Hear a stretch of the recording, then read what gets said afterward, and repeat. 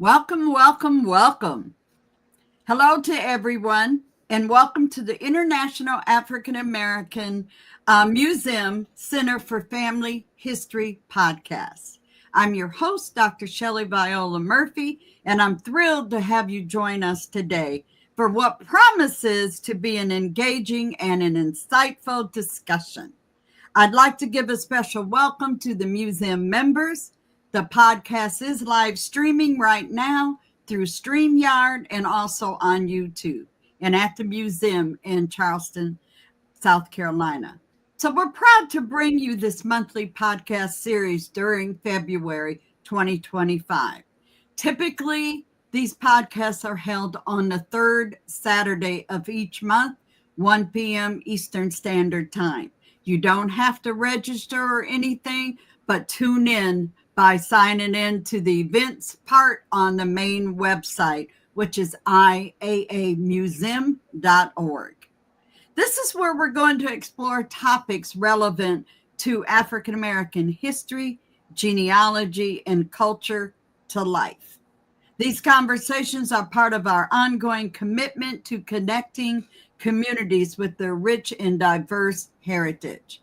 I'm joined by Jennifer Randall. She is a program manager and our lead archivist at the Center for Family History at the museum in Charleston. She is in the background at the moment.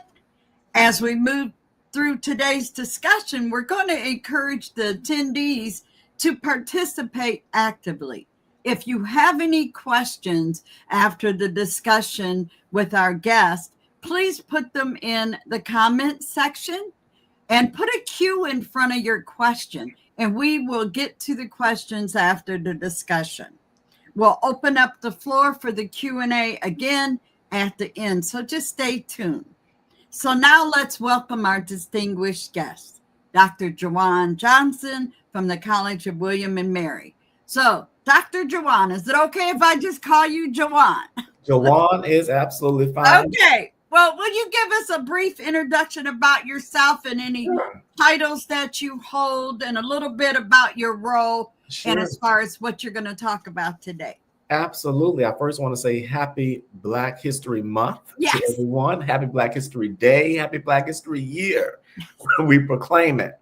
Yes. Fascinating time to do this work and to be in this conversation with you and those who are joining us. Thank you so much. In terms of my official title is Public Historian for Research and Programs. I started at William and Mary with the Lemon Project, A Journey of Reconciliation, which I'll share a bit about in a moment. And the focus of that project was to find descendants, find more information about those who were enslaved by William and Mary, but also to connect with those who were descendants. So that was the crux of the research and remains a part of the work that I'm doing. Another part of the work is to really unify various projects on campus and even off campus that are doing work, public humanities work, genealogical research, to again further build that community and to strengthen our network so that we can be efficient and effective in what we all are trying to collectively accomplish. And I'm also an affiliate faculty member in the Department of History at William and Mary, where I teach courses related to public history. I have a course on descendant collaboration, and I also teach African American research methods. And so, awesome. Yeah. Awesome. Well, we're glad to have you. And just for the audience, for knowledge, is Jajuan and I have kind of worked together off and on for the last say 3 or 4 years, probably, maybe a little longer. It's 2020. Since 20. Oh, right. Freedman Friday. Freedman Friday. A place that we kind of hang out. But this is also a place that we share information. Correct. And folks can come. It's free. People can hang out. We talk about the Freedmen's Bureau. We also talk about these projects like the ones that you're involved in and so forth. So I'm going to start off with some questions and things. And again, to the audience, if you have any questions, put them in the chat box, but also let us know where you're chiming in from or where you're listening from. So we can definitely welcome who we're at, because actually Jajuan and I are both in Virginia. We're a couple hours apart, but we're in Virginia. And I have some slides as well. I'm sorry? I have some slides as Oh, well. absolutely. And just let us know, and Mhm. we'll bring those up for you, or you're going to bring them up. So, first question, looking at personal identity in connection to heritage. And I know our theme has been free people of color through the Black History Month series here with the podcast. So, how can genealogy research help descendants of free people of color gain a deeper understanding of their identity and their personal history? Mm-hmm.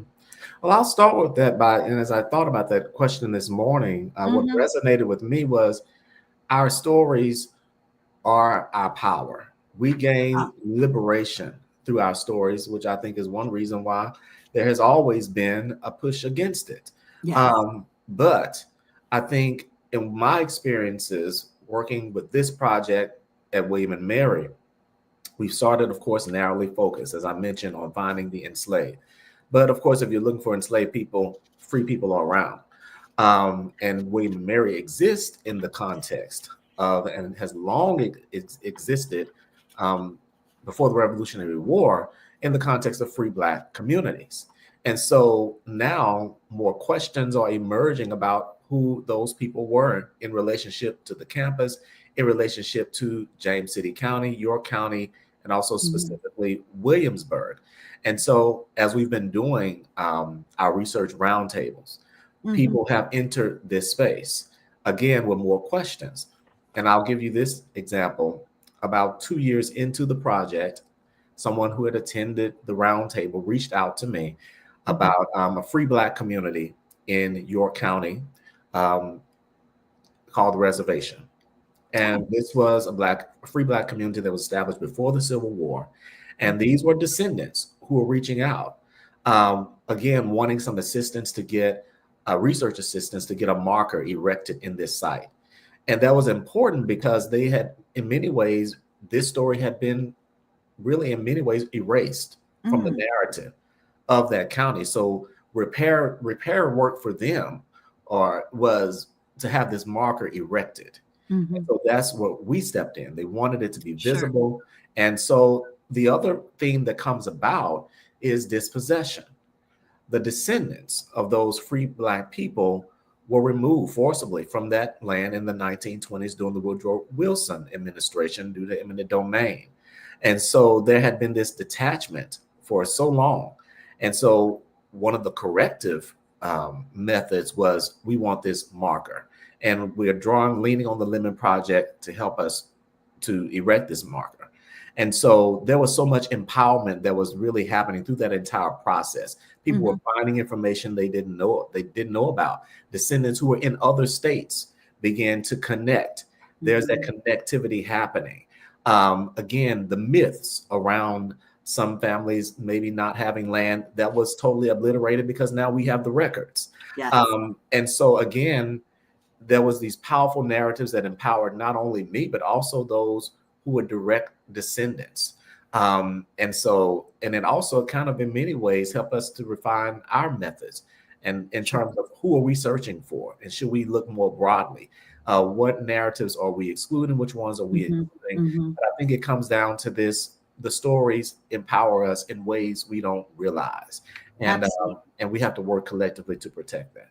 So a couple things I want to come back to. You mentioned roundtables. Yes. Tell us about the round table, what that is, where it happens at, and so forth. Well, the round table happens every month. And again, it's tied to one of the missions of the goals of the project, which is to build networks throughout the Virginia Tidewater area. So it's open to anyone? It's open to anyone, whether you have ties to James City County, York County, Williamsburg, or whether you do not. Maybe this is an area of inquiry for you, or you just want to just join in just to get the information, or to be a part of a genealogical community. That was the focus, is that we can't do this work in a silo. We have to do it in the context of community. And I think that's where, again, that strength is coming about. That's where we're breaking through the brick walls. That's where we are making these different connections with family members close and afar. So I'm hearing a couple other things. Number one, descendants reaching out.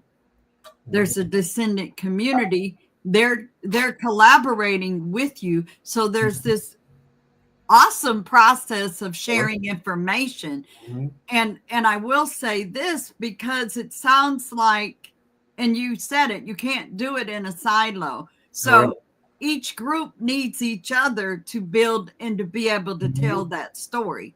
And they're trying to find their ancestors and you're trying to find them. So Absolutely. coming to the table is very significant here, but it's really about communication and sharing information. So I commend you all on this project that's happening, because as folks know, research in free or enslaved, we're going to have challenges. Correct. And challenges could be various things: spelling, access to records, and so forth.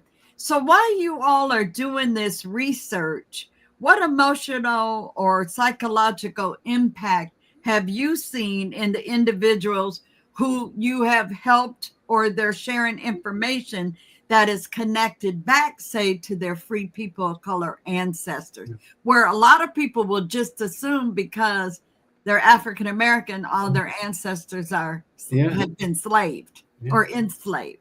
So what have you seen in your experience so far?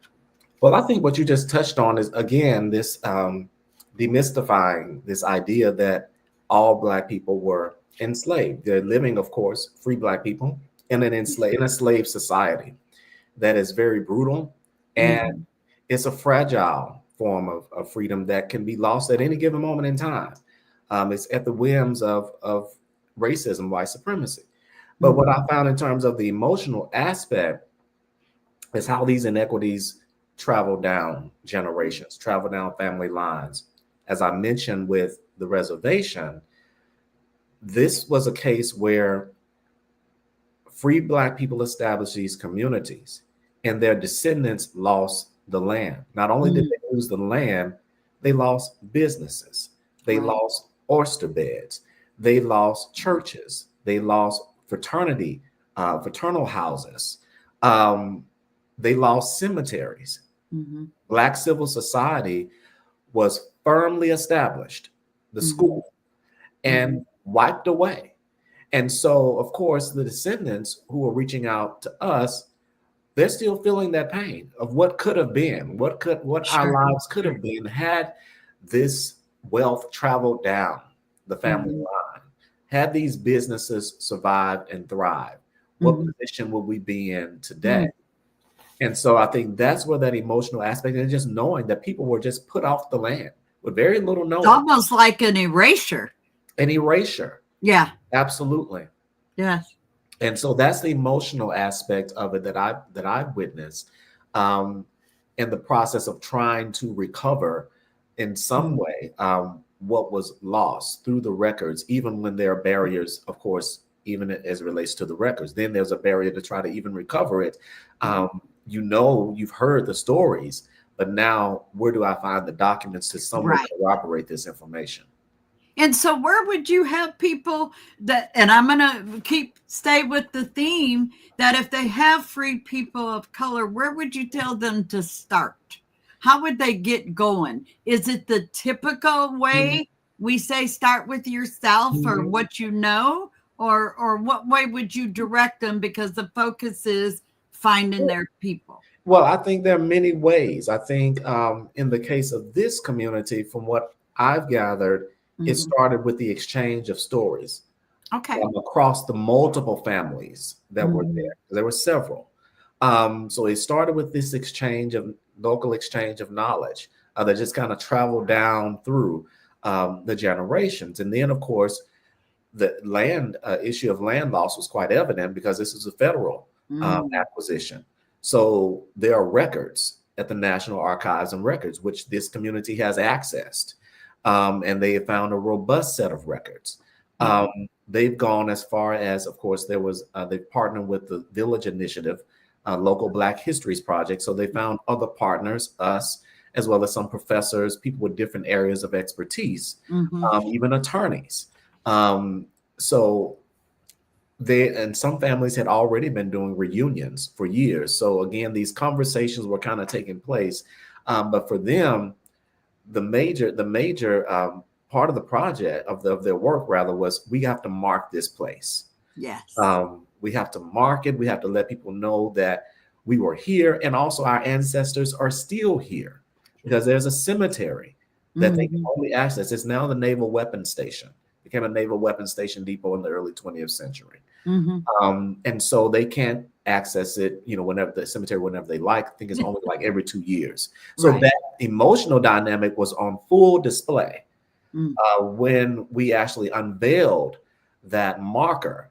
People were at the cemetery, and as you can imagine, in tears,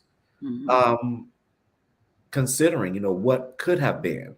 Could it have been another way? Still grappling with this long tradition of inequity that travels down through time. It's interesting because on that emotional aspect, you feel it. And the thing of it is, even if I don't know the name to call out, yes, I know my people were still in that area. Correct. And this probably could have affected them, whatever happened to them. Yes. So now, and a lot of us that do this type of research, we're trying to help people change how they do their research and now looking more at the community. And I think you're sharing, absolutely a great description of that, because you called out the reservation, and then everybody that connected with that is now coming to the table. Correct. So looking at the community, how do you feel researching, or how did freed people of color contribute to strengthening communities and preserving their historical legacy? You got a marker up. Yes. Is that happening in other areas as well that you know of regarding your projects? Indeed, because we talk about the church, a very critical dynamic in terms of free people who are situated around William and Mary, or William and Mary's situation around them, is that you have First Baptist Church. We believe that people who were enslaved by William and Mary attended that church. Okay, that church has existed since, according to records, 1776. And so it has always existed, we think, within blocks of William and Mary's current location, and his 1950s location was really in walking distance from the campus. And so more recently, within the past 2 years, a cemetery or burial sites were discovered. There had been talk in the community, the oral history. Here it comes, yes. That church members, those who are probably, formerly enslaved or what have you, maybe free Black people, are on the site where Colonial Williamsburg, who acquired that original church in second church in 1950s, acquired that property and built a parking lot. People in the community were aware that a parking lot had been built on what was the site of the church, which the cemetery was there as well. People had said that for years. They were ignored. Well, 2020, 2021, they do some digging. And underneath that concrete are 60 plus grave shafts. Oh my goodness. Yes. Wow.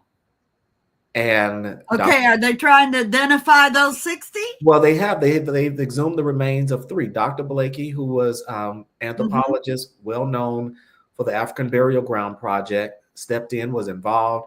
I was involved in terms of the genealogical research and encouraging people to start building trees for those who want to do DNA testing. They did DNA testing on the 3 of the remains, and they found information in terms of the health condition, in terms of what they endured, the possible age, and the sex of one person. I think 2 people, I believe. And that information is out there for those who would like to research it. But more recently, the reparative aspect of what the community wanted was a memorial site. So there's a reconstruction happening of the church site, and there's also now a cemetery memorial with stone kind of placeholders of where people would have been buried, and they reinterred, of course, those remains. Sure. in a beautiful ceremony. And so that took place over the course of 3 years. And those, again, were descendants of those who had these ties, close ties to the universities, was Sure. earshot of the university, but they also have records. There are baptismal records. There are church membership rolls. I know that many of them go back to the mid 19th century. But again, there are first and last names there. And so you can take it back. So these free people have a surname, of course. They have a surname. And if they're free during this time that you're looking, does that mean they were born free? That we may not know. Unless there's additional research or the family has some other knowledge or document, because I think that's an assumption people might take, that people were, again, back to the point earlier, that Black people were enslaved. Yeah. And we know that's not true, but it doesn't mean they haven't been re-enslaved. Correct. Or free became enslaved or vice versa, and things like that. So, and you're bringing up some more points. You're talking about the church and you're talking about a community. What other organizations could play part in helping descendants with their groups? So I want to make sure we're giving out information where they could look for partnerships or collaborations. I think AHGS, Afro-American Historical and Genealogical Society. Of course, there's a chapter in Richmond. There's also a chapter in Hampton Roads that is very active and meets often. You have your lineage societies that are working along with our colleagues at the Bray School, DAR, Daughters of American Revolution, are working with them to find information about the students who attended the Bray School, as well as their family members. So that's another group. And so I know there's now a Williamsburg Genealogical Association. I think it's called WAGS, and we're partnering with them. And so that's another, again, community of genealogists where you can actually get assistance.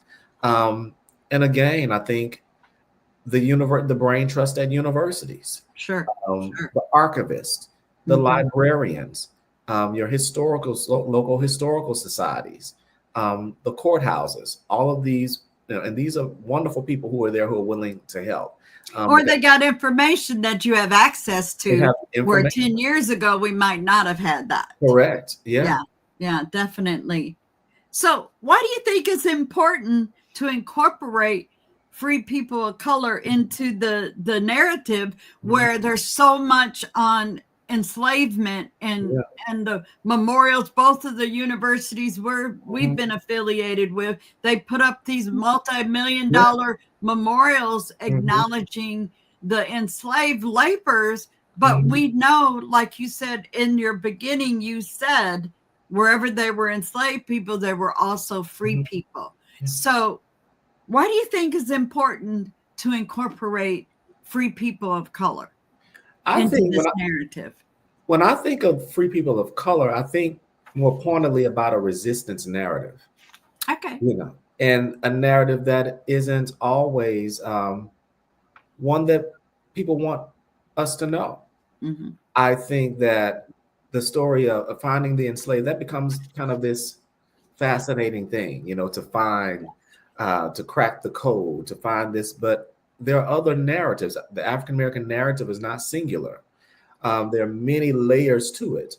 And so the ways that free people of color are existing, navigating a world where they could be, where they're incurring violence.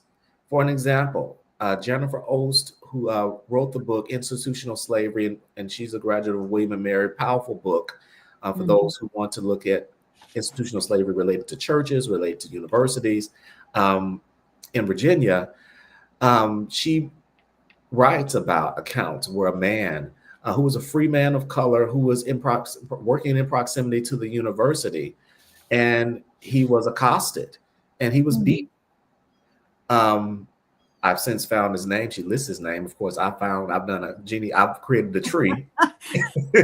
Yes. And for time, That's and first thing we could do is start waiting for the databases. I couldn't resist it because I want to know more about his life. And again, I think it goes back to the narrative is broad. There are many different layers, and this is a layer that I don't know if we tapped into enough because we have the research, we have the sources. I mean, in Williamsburg, there's the 1834 as well as the 1833 commissioners list of free people of color who are living, who have professions. Are those like registries of free people of color? Because we see those in a lot of different states as well, not just Virginia. And I know there's massive transcribing going on also in different areas and stuff, especially in Virginia at the Library of Virginia. So that's another pertinent document to be able to find a list. And I found that on Virginia Untold. At the Library of Virginia. The Library of Virginia. Wonderful sources there. The Register of Free People of Color from York County. The descendants of the reservation relied heavily on those. On the registries. On the registries of free Negroes for York County. So you were looking at, so what you're saying in all these collaborations, we're really back to that basic of you got to focus on that community, that area, and then who's connected with it. So thank you for that, because that's really critical. And hopefully the audience is getting there, because I'm taking notes, by the way. And so, but again, we're always looking for new strategies. Absolutely. Number one, because we know there's challenges. And it doesn't matter if they're free or enslaved, just people of color, and not just African American ancestry. Could be Native American, Asian American, or whatever it is. There's going to be some challenges. Absolutely. So what are some of the most common challenges faced when researching free people of color ancestors, and what strategies have you used in your research to help get through that barrier? I think one of the biggest challenges is again, it goes back to this myth of people think that they're not there. That's really good one. Yes. Yeah, not knowing. Yeah. Not knowing. And I'm like, and then I of course show these records. No, they're here. They are literally here. Yes. And they're in close proximity to us. They're possibly related to some of the people on this campus who are enslaved. They're also hiring themselves out to do labor. They have to work. They have professions. They have training. They have skills. That means money now. Now you're talking about money, a whole nother set of records. That means money. And that's another record set that I'm looking at now. I'm further delving into some records from the 1850s at William and Mary, and I'm finding names, but I'm not finding indication that this person was enslaved. They're being paid a menial amount for that time. My hunch is that this is possibly a free person of color who's hiring themselves out, but trying to find more evidence surrounding that. But in terms of those challenges, I think it's going in with an open mind and recognizing the diversity of the narrative of people who are existing in a slave society, that they had land, that they possibly were educating themselves in some type of way. So was there a school present? How are people being educated? Here, for an example, again, another case of dispossession. There were African Americans who were freed by William Ludwell Lee in about 1803. And 30 formerly newly freed people given 1,200 acres of land in James City County, the county where I live, not far away. Each of them got 1,200 acres? No, all total? Total. But they got land. 1,200 acres of land. They built a community. Yeah. It lasted until the early part of the 20th century. And many descendants lost their descendants who are still here. It's now a park. It's now it's Freedom Park here in James City County. And there's recreations of the homes. There's some really good text panels, very descriptive, Mhm. indicating that there were records because these descriptions are very rich. There is an exhibition in the clubhouse of the park Mhm. of the Mhm. free community that was there, what they were doing, who was it, names. So that's indicative that yes, there are records for these people who are here, but let's open our minds and think, okay, yes, enslaved people exist, but there are also other people here. And so where do I find this? Absolutely. Absolutely. And so you're bringing up some more good points on specific records or collections or resources that people could tap into. Now, your project and where you're at is in Virginia. Correct. Well, Williams. let me flip this a little bit. Sure. I know you're from Arkansas. Can you say the same thing you're talking about as far as what you're accessing in Virginia? Could we say that for Arkansas as well? For free Arkansas, people of color specifically? for free people of color specifically, that and they were there, that becomes a challenge. And the thing about Arkansas is, of course, the other dynamic, the challenge we're talking about is that people are expelled. Right. 1859 in Arkansas, by midnight of 1860, they're to leave. Free people. Ashley had a conversation many years ago with Anita Hill, who wrote a book related to her relatives there in Little River County, I believe, Little River, Arkansas, who migrated up to Oklahoma as well as Nebraska, that area. So that becomes the challenging narrative there. But there was, of course, free Black communities that I know that were in Pulaski County, because you also have Black towns, they're Black neighborhoods, historically Black neighborhoods in that area. Many of them came about late 19th century, early 20th century. But again, you have African Americans who had, where did they get this land? Where did they get the money to even purchase the land? And we have a Josephine Pankey edition, who was a Black woman, and her husband established their own additions, their own neighborhood on what is now one of the wealthiest parts of Little Rock, Arkansas, West Pulaski County. They had churches, schools. So again, in thinking about free people of color, thinking about where did their descendants travel? What's that? Looking at their migration pattern, where did they come from? They're kind of, the records probably become a bit opaque, or there's some silences there. So how do you fill in those silences? Perhaps that's when the oral history becomes an important part. For my family, there's a mix, of course, as most Black families have enslaved and free people. It's been easier, I would say, to track those who had land, who had acquired some wealth, whereby they moved from Alabama to Mississippi on up to Southeast Missouri. And there were families. So you're now talking about migration patterns that Exactly. people would have to tune into. Yeah. And this could be before the Civil War, after the Civil War, or whatever. Yes. And then moving for various reasons. So that's what my approach in terms of Arkansas, because I've family that's there. Also, another dynamic was in terms of that I've been looking at as relates to my family, is that the enslaved relative I found was owned. There was maybe three or four people who were owned by the enslaver. He was a yeoman farmer. Okay. And this was in South Central Arkansas, timberland. Wasn't in the Delta region, wasn't in the area where there's this, where cotton is king. And so my hunch is that he got his freedom probably much earlier than those who lived in these areas where they were so dependent upon slave labor. He wasn't sold, but he broke free somehow. And so I don't know the nature of that relationship. But again, that's another one of those complicated narratives that relate.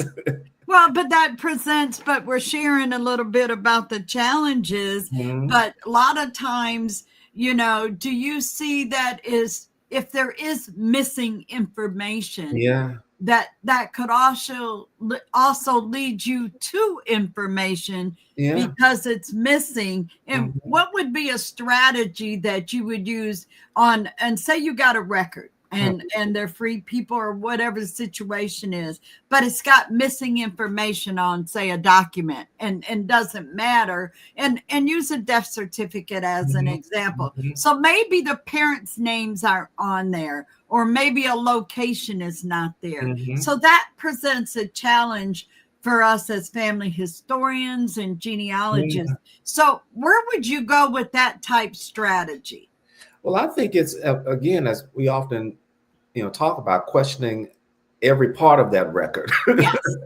There's something that may be missing, but there may be something that is there. For an example, the Freedmen Bureau record was helpful in me discovering my fourth great grandfather removed his information about his wife. And I was wanting to know, was she enslaved? And the reason why that came about, because on the marriage registry, it say they had been previously married. And of course, what happened to that previous marriage? Well, they were separate. Hers states her marriage ended by being sold.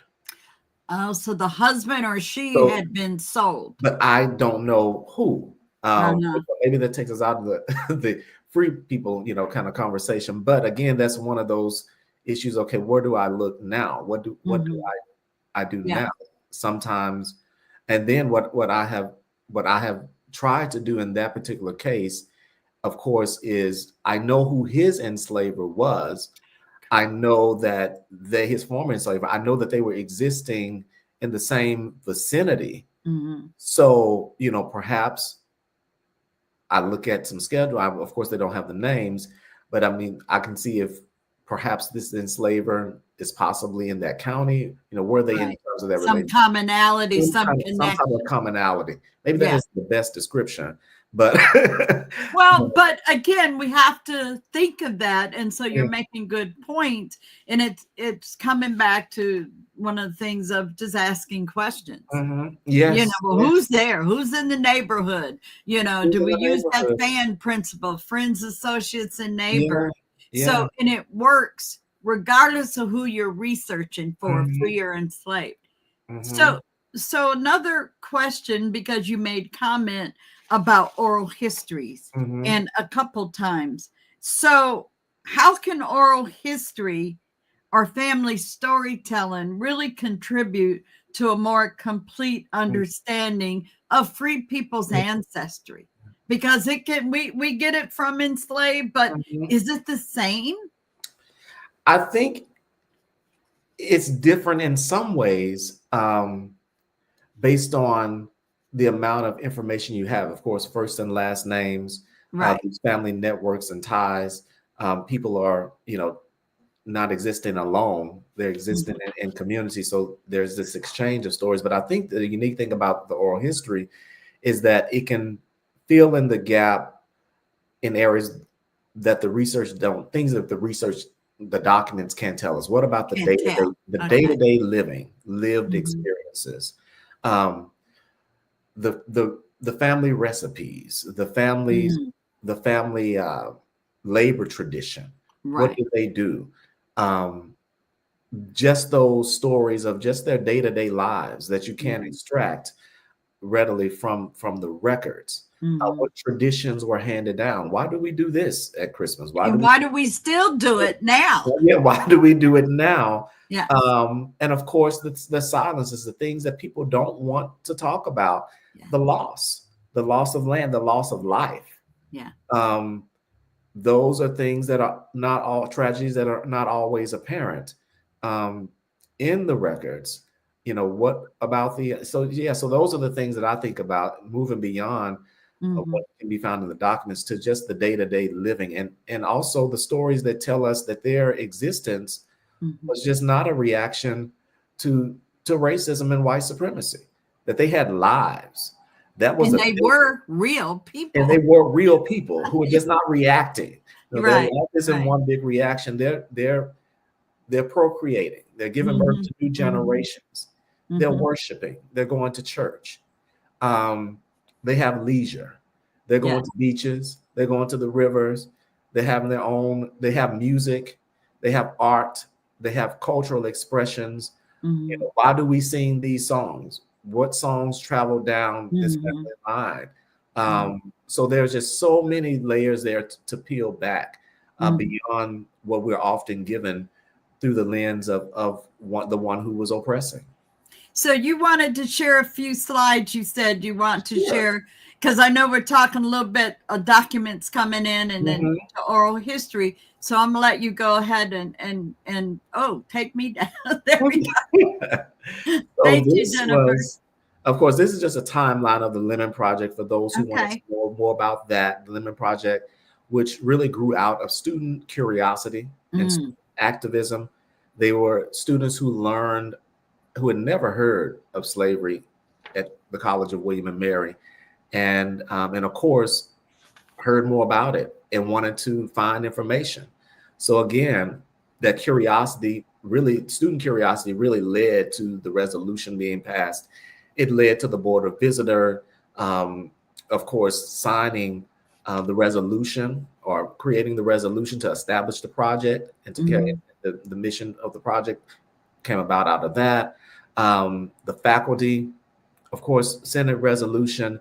And then, of course, it moves on to 2019, where I entered the picture with this project called Sharing Authority to Remember and Reinterpret the Past, genealogical research, outreach, community student engagement.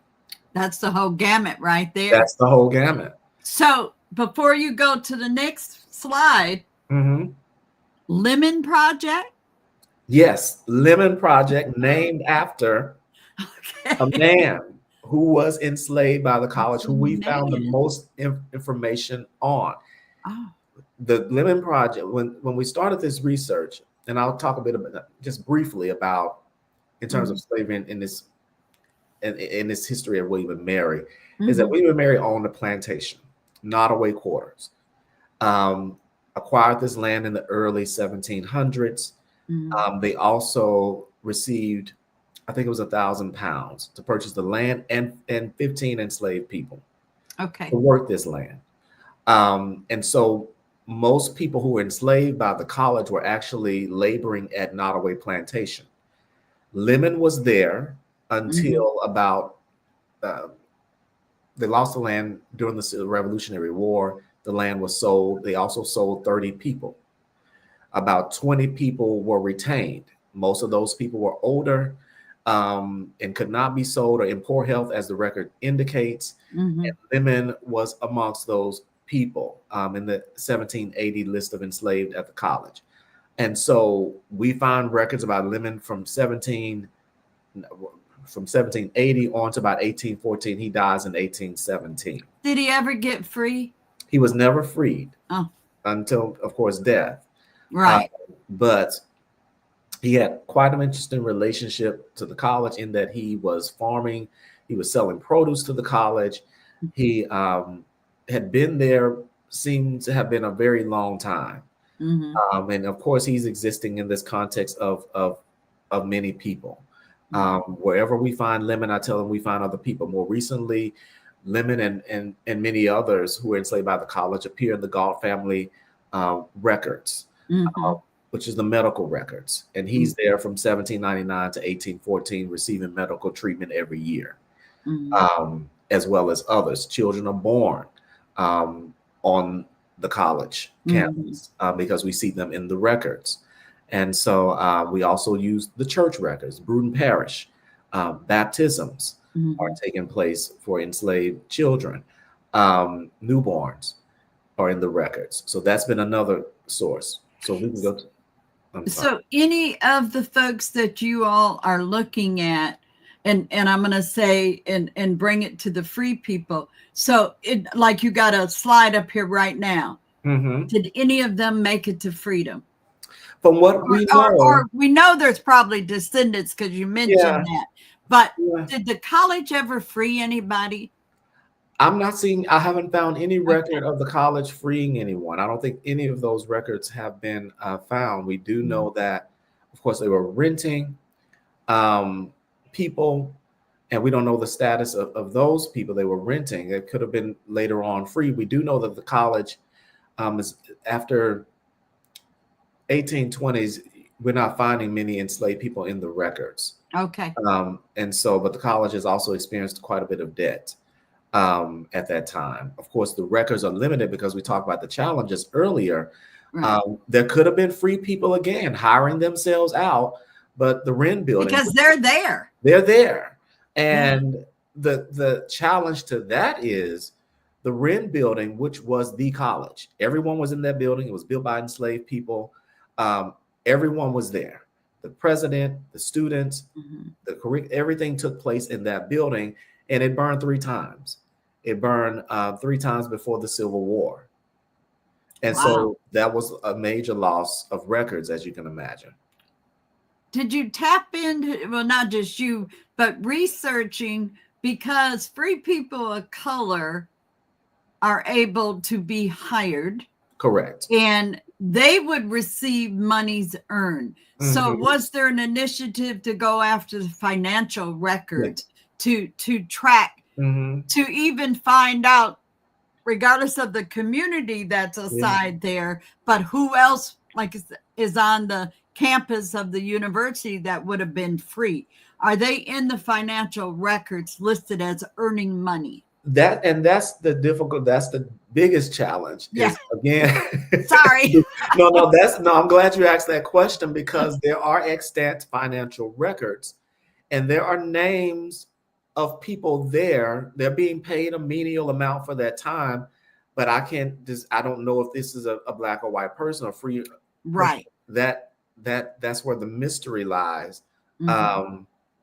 Perhaps, if there was, and there are no last names there, but there's definitely a first name. There's no indication that this person was enslaved at that time. So I don't have much evidence to confirm that.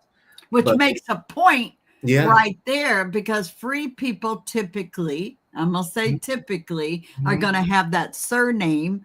Correct. And wherever they acquired that at, either being born free or previously been enslaved. But again, as far as family folks, that oral history's got to tap in and bring forth something that might be there to help identify these free people of color around whatever community it is, be it a college or just in the rural community, because that's even another challenge.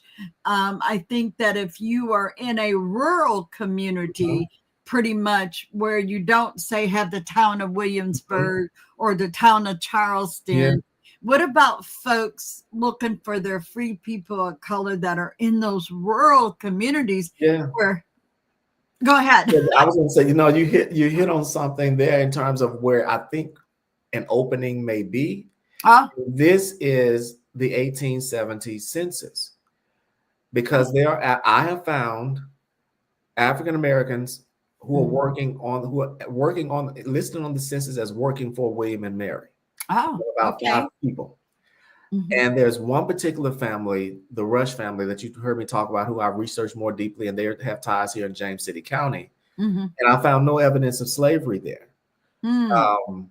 None whatsoever for this family line. And they're here for a long time. They're here in the 1780s. And I haven't found any indication that they were enslaved. And then there's also African Americans who are working at William and Mary, again, shortly following slavery, who are coming with the former presidents or now former presidents of the college, who I have found that some of them were free people. They're the Gardners. They are the who also have ties to First Baptist Church. They arrived post-emancipation, but as I do their trees, I'm not finding any hints of slavery for this particular line of that family. So that brings forth another possibility there. And what is their relationship to this campus prior to where they appear in the records, working alongside these presidents in serving capacities in the post-emancipation period? So just like, and I hate pointing it back to enslaved folks, but with African American research, we have common misconceptions. Mm-hmm. And one is that 1870 census Yes. that, for years, and I mean years, 20, 30 years, I have heard, and I still hear it today, that African Americans cannot find their people. And they don't say enslaved or free or anything, just can't find their people prior to 1870. So are there other misconceptions and myths that's out there that we need to be aware of that might be hampering us from getting further in our research, be it free people of color that we're looking for? Because I think of the free people of color, we're going to see names. Correct. But we also got to figure out if they're people of color, and figure out, or are we looking at somebody, same name, same community? There's a white couple, there's a black couple, same name, and is there any connection or whatever? But what are some other misconceptions that you might have faced, which could also be challenges? And one would be that typical 1870, and definitely for the audience, don't buy into that myth of the 1870. We've mentioned the Freedmen's Bureau. That's 3.5 million records that's out there. So any other misconceptions? Maybe free people didn't have violence surrounding them. Or they I don't know. Or they were just, living in these, whimsical lives, and they were just moving through the world the way we moved through the world, and that was just not the case. And also that they're free, but some became unfree, and then some self-emancipated after becoming free. And so you have those types of narratives, but I think it's just this idea that had this narrative that has long existed that we may subconsciously fall prey to, is that, oh, we just won't find them. That's just not possible. When we have an amount, as you've shown with the Freedmen's Bureau records, with the Civil War pension records that I expose students to, again, the oral histories, the land records, there's so many, but I think the misconception goes back to just kind of the solution rather goes back to keeping an open mind about the possibilities. Because you never know till you go after it. Because you don't know until you get in that archive. Moving beyond, everything is not on Ancestry. Right. .com. I think we have to say that, because some people have these grandiose ideas that they're just going to go or on Family Search or one of these sites, and they're going to find everything they need. As you mentioned, it's about asking the questions. And you will ask questions that you may not find on a digital platform.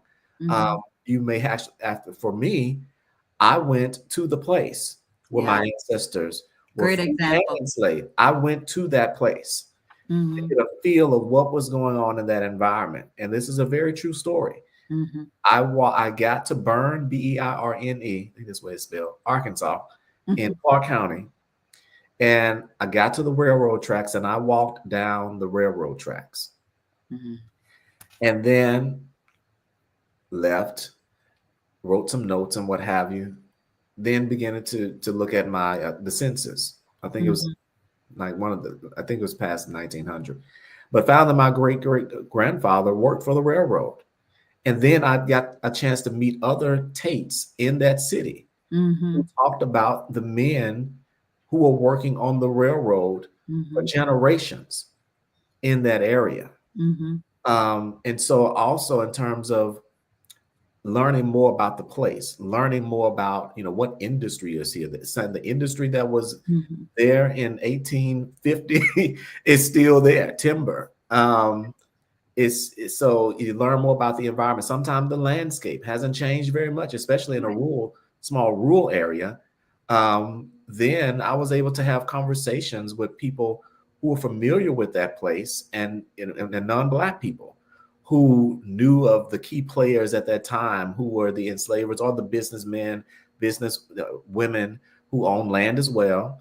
And so, again, I think going to that place just opened up another set of questions, even as here, coming to the hot water track. this place that I talked about earlier. Mm-hmm. Over 30 newly freed people lived in these communities, lived on this land. Mm-hmm. Their stories of their lives are embedded in this particular place. So again, just walking the land. Now we have this wonderful But interpretation. I'm also feeling there's an experience when Yes. you mention about walking that by that railroad track. Yeah. That is, there's also some experience that was going on because your ancestor probably walked that same area. Absolutely. Yeah. They walked that area, lived in it, built it. Some are still buried there. Yes. Again, while I was there, the cemetery. Yes. I wasn't going to leave without seeing that cemetery. Yeah. And again, that creates another opening in terms of the research questions. Sure. Do you have another slide you want to share, or I'll go on That's to James City County. This is this is the Register of Free Negroes. Awesome. Yeah, for Williamsburg. This is the reservation marker that I talked about early. Encourage you, if you're in your county, to drive by to see it. I think that, and then of course, this is Hearth Memorial to the Enslaved. That there's 213 identities, 70% unknown, but we are finding more names now. We have recently found Lewis and Lewis's mother in the day books for the Galt family. And that's golf as in Galt, as in GALT, GALT, GALT. Okay. The Galt family records, and of course, this is Historic First Baptist. And this was that 19. I believe this is a more recent one. I forget which year this was, but again, this church that has this long-standing presence in Williamsburg and that exists within proximity to the college. So you're showing things, and again, we're talking about William and Mary. We're talking about free people of color, but I want to make this point. Yes. I don't know off the top of my head when Jamestown was established, or I'm sorry, the College of William and Mary. 1693. 1693. But you've shown us indication of records that are way before the Civil War. We're talking about Revolutionary War or after War of 1812. So I want the audience to realize that, yes, there could be records of free people of color all the way back to the Revolutionary War and before. Yeah, because you're giving us some indication of that. Well, one example of that would be the Bray School. Oh, absolutely. Yes. Thank you for bringing that back up. Established in 1760. And there were free people, Matthew Ashby, which was a free man, black man, and other free people as well. Some of them with ties to the people on this list whose families have been free for a very long time. He sent his children there to be educated in 1760s. There was also, there'll be people that won't even believe the fact that kids were going to school, kids of color, going to school and getting educated in the early 1800s. Yeah. And so great point on bringing that up. Yeah. So another question, and I'm going to put myself in the position of being the family historian. And I'm looking for my free people of color. I want to tell that story. And so you've gave examples of records, and there's affiliations with the free people of color communities and things. And also know that not everything is online. You stated that.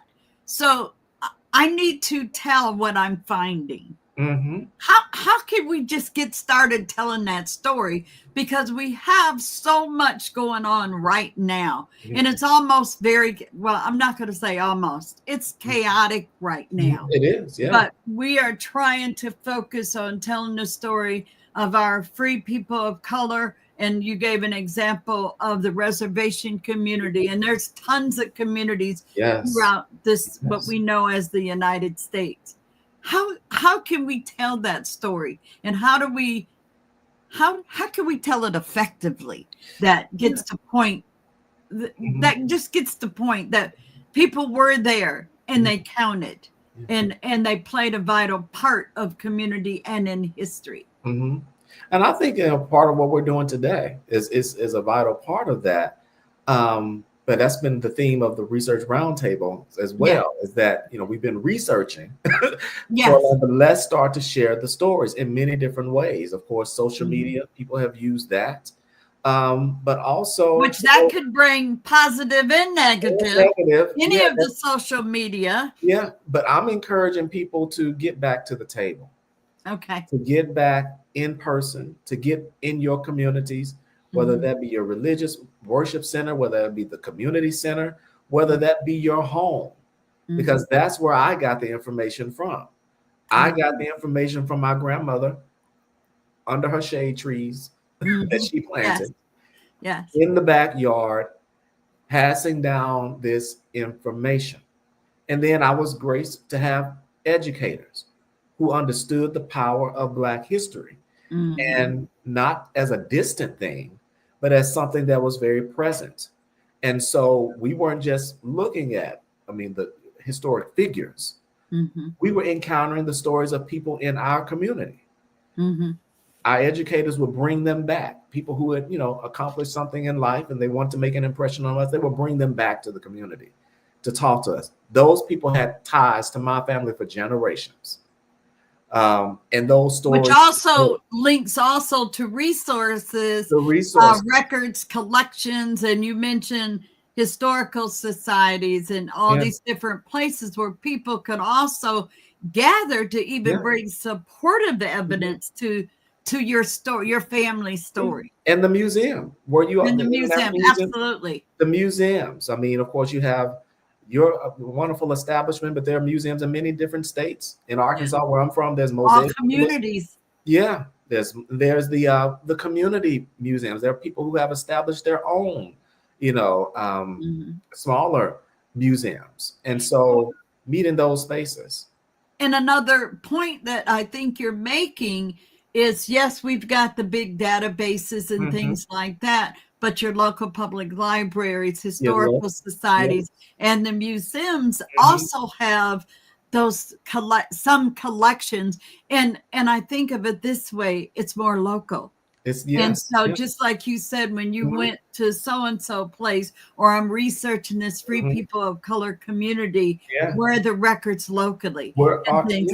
And for the museum, the Center for Family History, which our director is Brian Sheffy, they're building a digital library, basically. And one of the things that we pride ourselves on is the United States colored troops, the pension records. So people have access to that. And that's a whole nother thing, because you got to remember those folks that were soldiers and things during the Civil War, they had to become free or were free. Absolutely. Yes.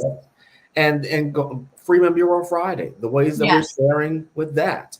With the Lemon Project, we have a blog. And so most recently, my colleague who presented this past December, forget the actual title of the, but it's the most recent blog. You can Google Lemon Project blog. Bennett White, who did a recent article that he presented some research in December. But anyway, this is one of the ways that we're sharing out the information. Of course, moving from online and to getting in person, getting in these spaces, utilizing these community centers and as educational spaces. Sure. And not waiting for someone. No, if we don't do it, it won't be done. Yeah, and you also have to think of when, and say for ourselves doing our family research and so forth, who takes over? Yeah, that's the big thing. Another point. And we've got generations that came before us, but also looking at which one we're going to tell the story about. Just start telling. I'm going to say that. Just start telling. Just start telling it. Yeah. So I want to conclude this and get to the audience Q&A if there's any questions and things. So one last question to ask you, and then we'll go to Q&A.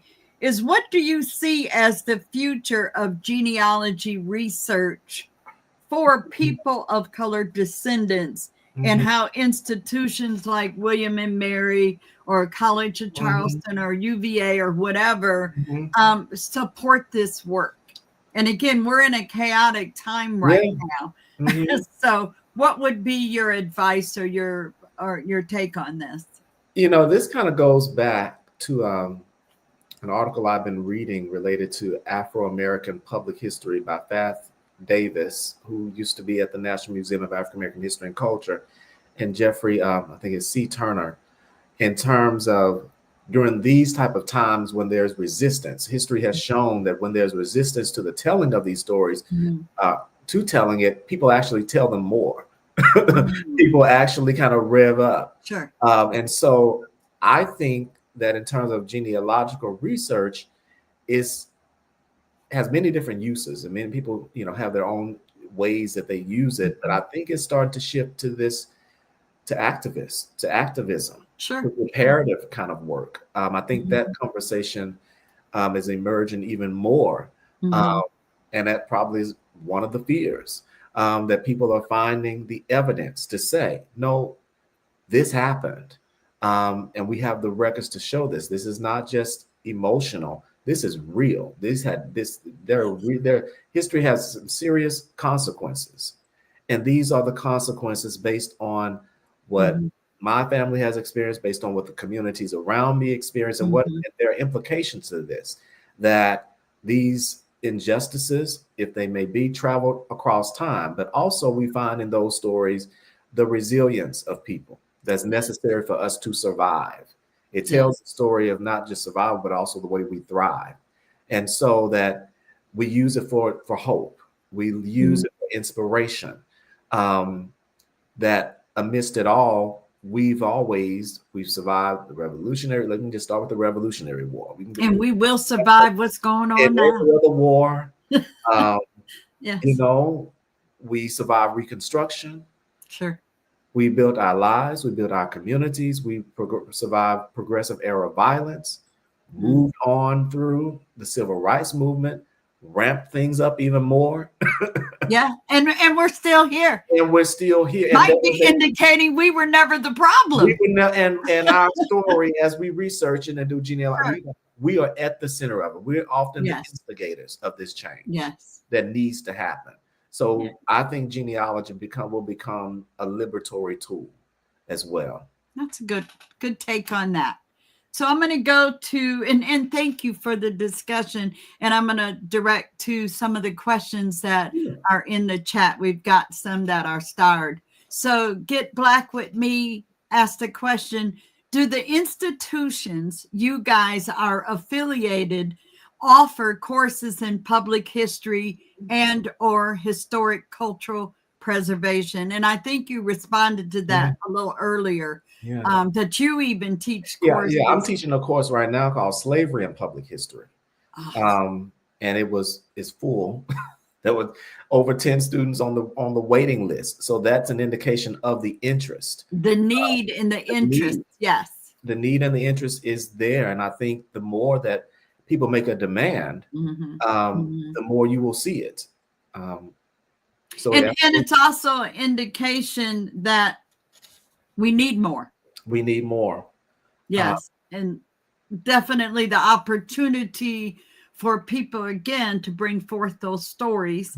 And we have a section at the museum in the Center for Family History of the oral history interviews. And Whitney Day is one of the research assistants. And they're building a collection. And for folks that also, and I'm saying this to entice people to come to the museum, but you have an opportunity to walk in there and go into the story booth. And that's record something and get it sent to you. And it could be about yourself, because we're also making history right now. So it's not always about the past. Correct. We are part of that history. So also to look at that. So the next question, how might you explain the role of gentrification in the erasure of African American history? Well, I think that directly relates to what I've been talking about in terms of the examples. The community, the hot water track, as I mentioned, the the reservation, and many other communities, just Williamsburg, for an example, is a story of Black displacement and its extensions. For an example, Christopher Newport. There's a study being done on this right now, actually. The The university, the university college? used to be a part of the William and Mary University system when it was founded. Okay. Well, several Black families were displaced. Those studies are now emerging. I think the Virginia legislators, I think they initiated this report. I don't readily know the specifics, but there is a study now being done of universities that displace Black communities in Virginia.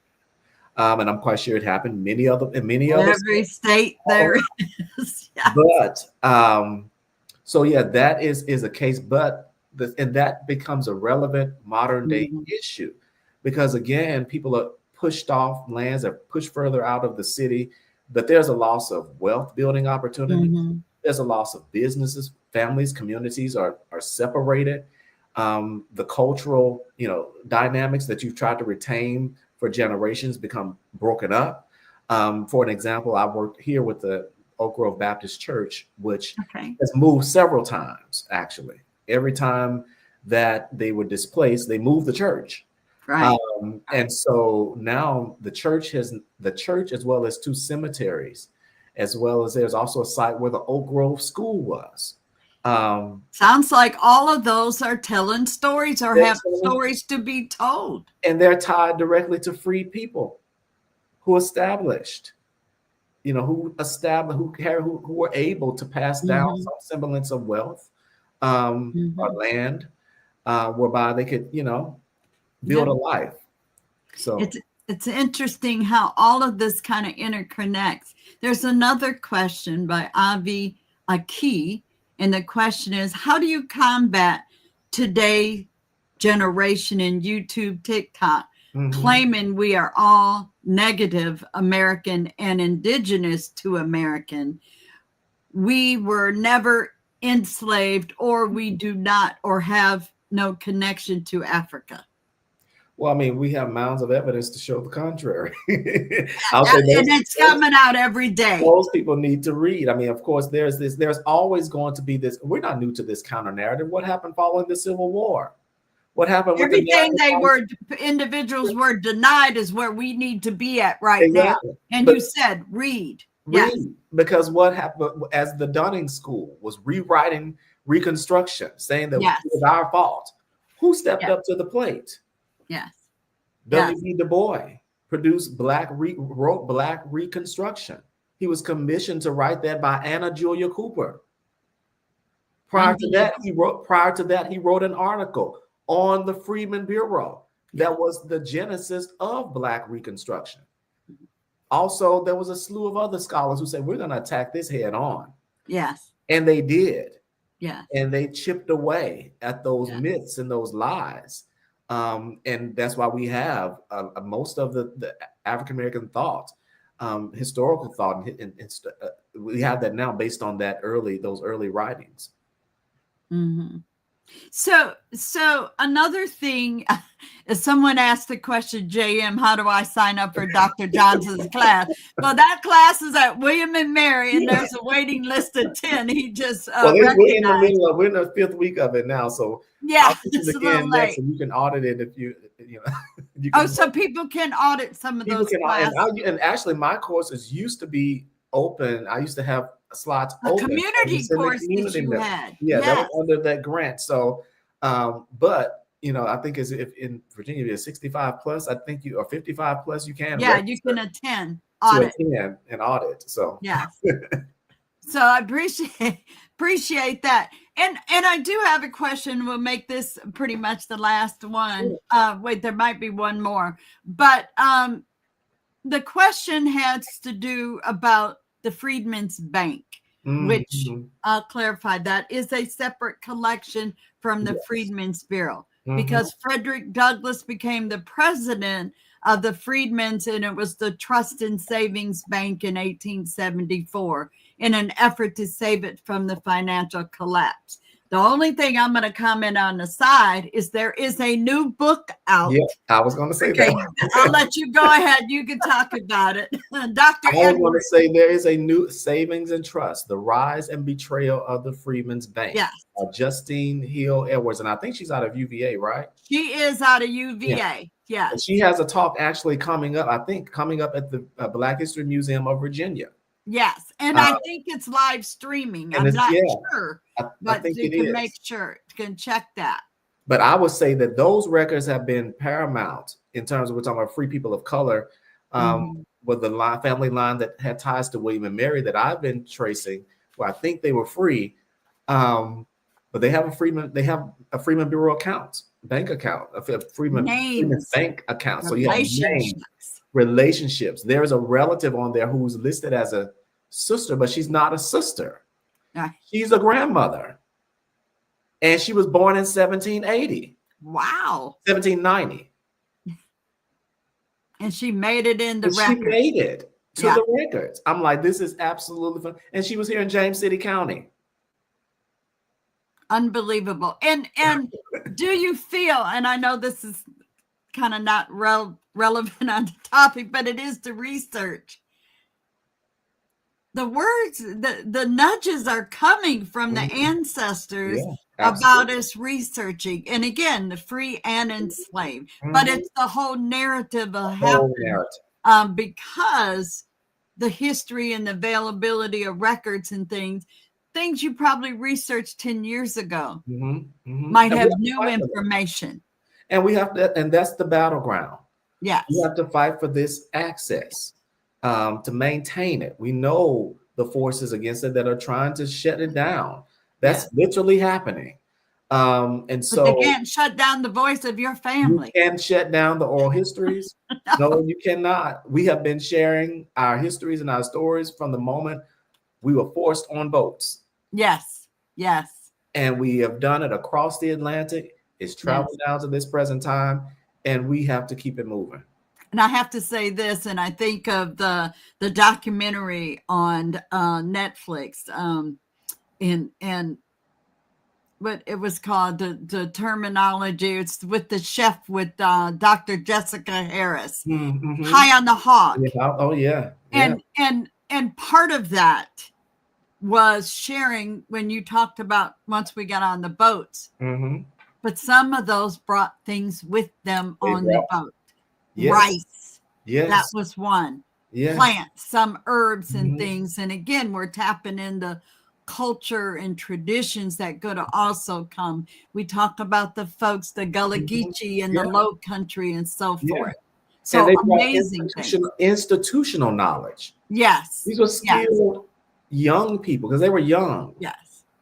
They brought tribal knowledge. Those are institutions. Yes, absolutely. So again, folks, tell those stories, continue with the research. And today, we just want to thank you for joining us today for the podcast with the International African American Museum, the Center for Family History, having our premier guest, Dr. Jajuan Johnson from the College of William and Mary. It's a heartfelt thank you to you all for sharing, you enacting with and Jennifer put in the chat about the book that you just mentioned. So thank you, Jennifer. But thank you for engaging with some of the questions. So to all the viewers and listeners, whether you join through StreamYard or YouTube again or in person, we appreciate you being here and your time. And again, your participation is really what we're striving for, our goal, and for you to have a meaningful experience while we're here. So as we wrap up, a quick reminder for Black History Month, we've got one more podcast next Saturday with Miss Bernice Bennett, and she's going to be coming on, closing out pretty much the session on free people of color. So again, tune in. Until next time, keep exploring, keep asking questions, keep connecting with your history. And from all of us at the International African American Museum, Center for Family History, Take care and have the wonderful Saturday, the rest of your day. Appreciate y'all. Thank you. And Jajuan, again, thank you. Thank you so much. It was a pleasure seeing everyone. Yes.